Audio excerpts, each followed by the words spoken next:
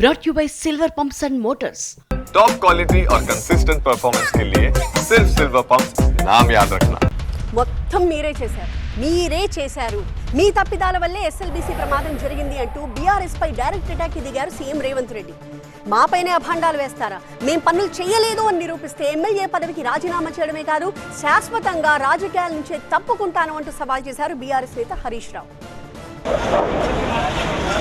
Tunnel ప్రమాదంపై tug of war, రాజీనామాల వరకు వెళ్లిన సవాళ్లు. మొన్నటి వరకు సాగునీటి ప్రాజెక్టులపై బీఆర్ఎస్ కాంగ్రెస్ నేతలు పరస్పరం విమర్శలు చేసుకున్నారు. ఇప్పుడు ఎస్ఎల్బీసీ ప్రమాదంపై డైలాగ్ డైనమైట్లు పేల్చుకుంటున్నారు.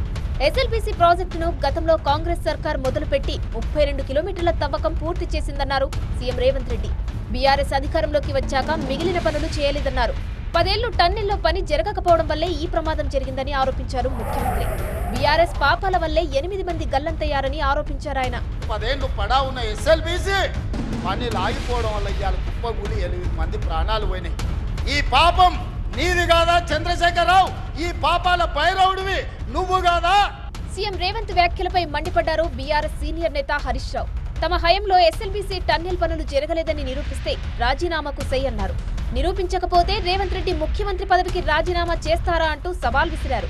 ఒకవేళ 10 ఏళ్లలో మేము పని చేయలేదంటే నేను ఎమ్మెల్యేగా రాజీనామా చేస్తా, మళ్ళీ పోటీ కూడా చేయాలి.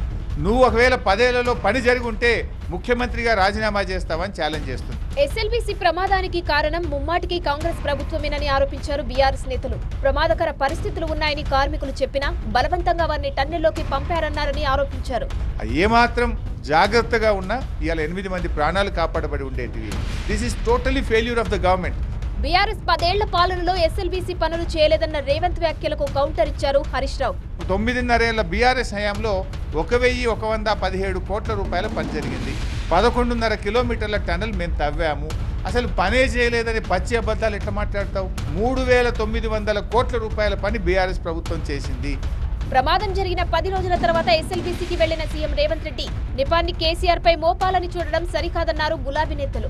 10 రోజుల తర్వాత పోయి చిల్లర మాటలు మాట్లాడి కేసీఆర్ గురించి వెళ్ళి ఎప్పుడు పొద్దున్న లేస్తే కేసీఆర్ గురించి ఏడుస్తూ వీళ్ళ చేతగంతనం, వీళ్ళ పని విధానం.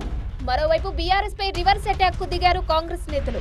కాళేశ్వరం పేరు చెప్పి తెలంగాణలో ప్రాజెక్టులన్నింటినీ పక్కన పెట్టింది కేసీఆర్ కాదా అని ప్రశ్నిస్తున్నారు.